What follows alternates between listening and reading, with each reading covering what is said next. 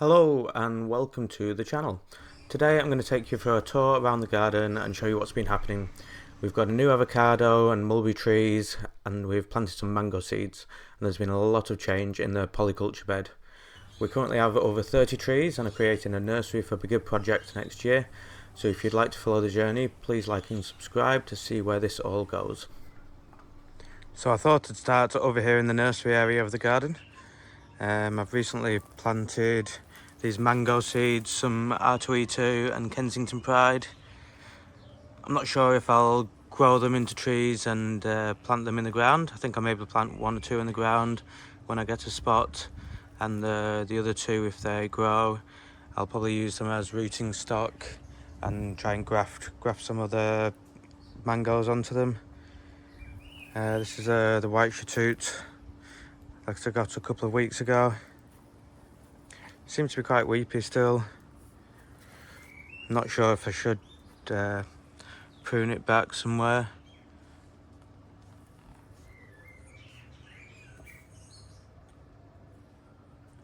Blueberries are looking good. They're starting to really darken up in colour at the moment and turn blue.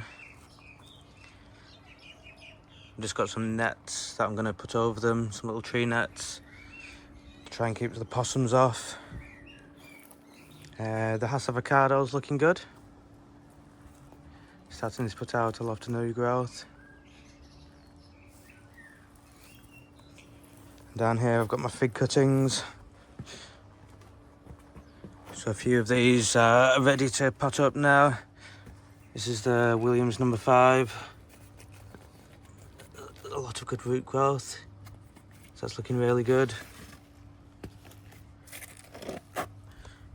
And here I've got what I call the Mount Etna Unknown, but this was a fig I found in Coburg, close to me, that produces the blackest figs I've ever seen. So we've got in a load of seeds recently, some coriander, dill, capsicum, purple kale. This one here is a Capri fig that I just got a couple of weeks ago. So my aim is to have a Capri fig and then present some fig wasps to it and try and start a fig wasp colony so I can have pollinated figs. Melbourne's one of the few places in the world outside of the native habitat of the fig wasp where we actually have fig wasps, along with California. Perth has them, Adelaide. So we're really lucky that we can have pollinated figs here. This is another Hass avocado. I'm actually this is my housemate's tree, and we're going to graft on a couple of other varieties. So we've chopped this at the top to encourage this side growth, and then we're going to graft onto that side growth different varieties. This is my latest avocado. It's called Surprise. It's a B-type pollinator. So this means I now have 2 A-type and 2 B-types. So that's just about to get potted up. Down here we have another Capri fig. And these are some, what we think is a Lebanese tree. My housemate brought back some suckers that she found in a local gardening group. Desert King cutting. The chestnut, that's doing quite well, that's grown quite a lot. Here we have the shepherd avocado. This hasn't really done much since I got it. It's only been in this pot a little while, whereas this one is really taking off. So this one's Wirtz and this one is the shepherd. So the little curry tree, this has actually started growing now. I thought I'd killed this over winter. It's probably doubled in size in the last month, so that's great. And here's the dwarf mulberry tree. This is a Morris nigra, but it's still Still can grow up to about 4 meters, so it's hardly dwarf. I've actually had one mulberry off this plant. There was 2, but the possum got to the other one first. And the feijoa, we've got some flowers starting to form on here. You see this? So that'll burst open into a red, maroon coloured flower, which are actually also edible as well. So I think a couple of these I might actually eat up flowers because the branches are so thin that they can't really hold the weight of any fruit. There's another one up there. Lemon guava's going okay. Put a bit of growth on, but not massive. This is the St. Dominic violet. It's getting a bit of sunburn out here, so I really need to probably move it. It's a very vigorous grower. Compared with the other figs that I've got, it's very vigorous. Here's a new strawberry plant that I've got. This is called Hokowasi. This is a Japanese strawberry. It's actually got one flower on it at the moment.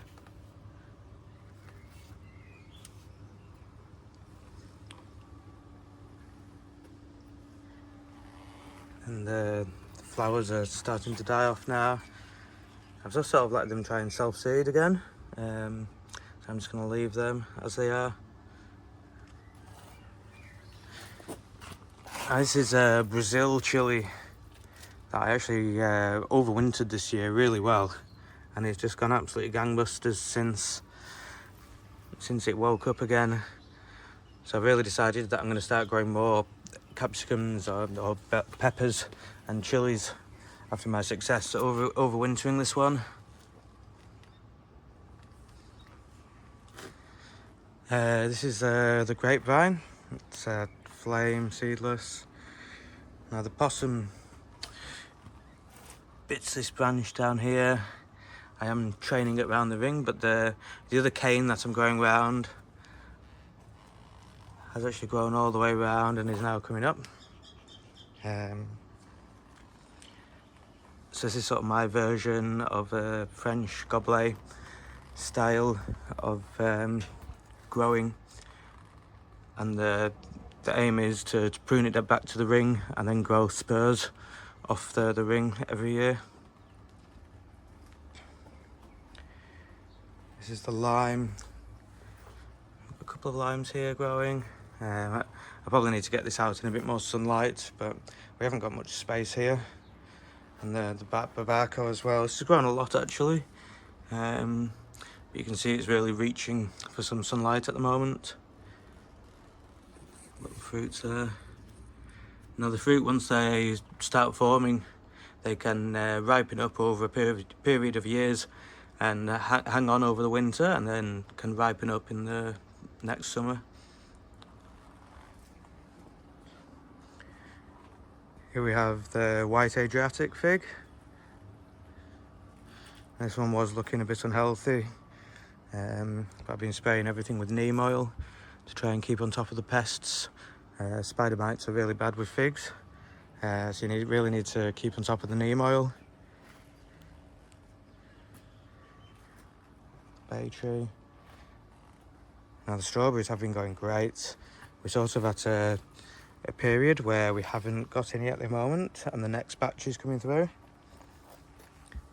We've got huge amounts of flowers and strawberries forming.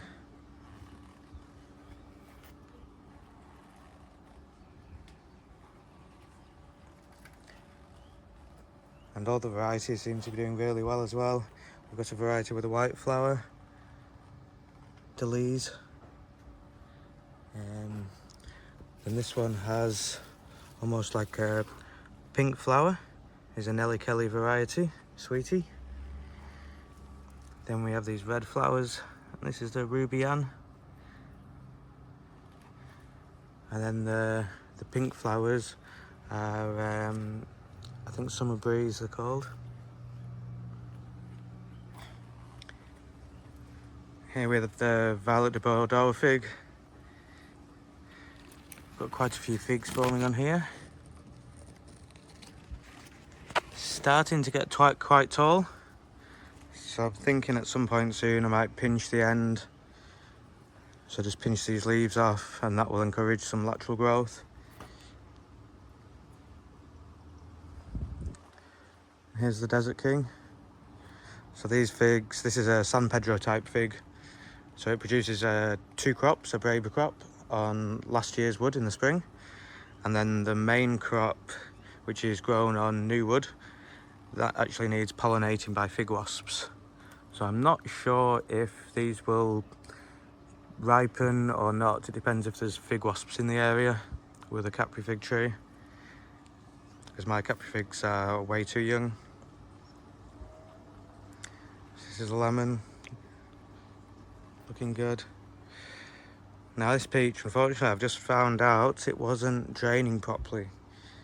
The drainage holes, I've had this for about 1.5 years, but the drainage holes had suddenly stopped draining. So I found the soil was filling up with water at the bottom, and the soil is quite anaerobic.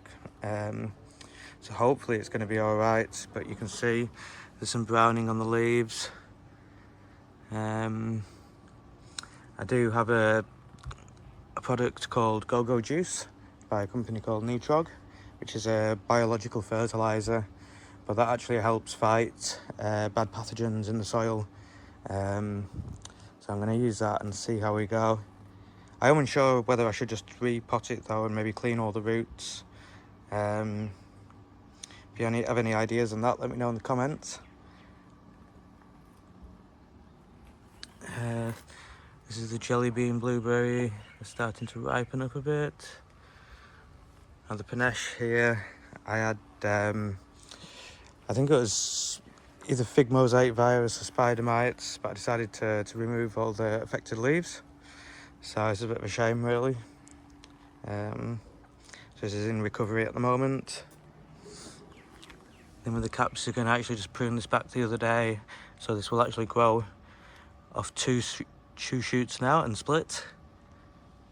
And this is the 258 fig.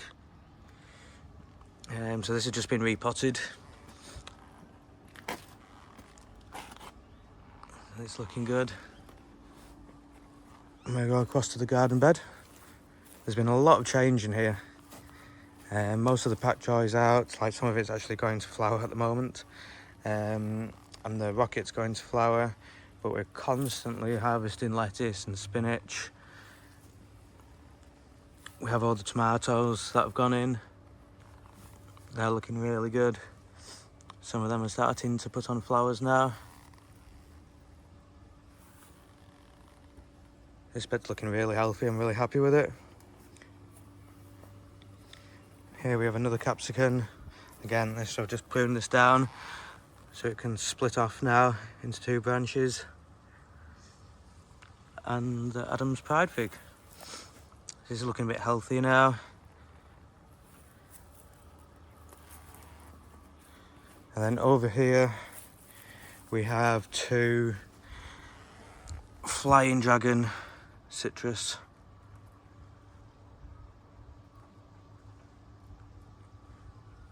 Which is a bitter orange. I think it's Japanese or Chinese. And it has these crazy spikes on them. Can you see that? Yeah, nasty spikes. It's commonly used as a dwarf rooting stock for citrus. So in the garden we have these glorious orange trees. I'll show you now. So this is a blood orange up here. Not in the best position, this tree, because it doesn't get a huge amount of sunlight because of the building behind us here. But the better orange tree is one at the bottom of the garden. I'm not sure what variety this is, but it's the best tasting oranges I've ever had. So I want to graft this onto the Flying Dragon rootstock so I can take this with me. And it's got thousands of little oranges forming. I actually mulched this with Huflung dung at the start of spring, maybe end of winter.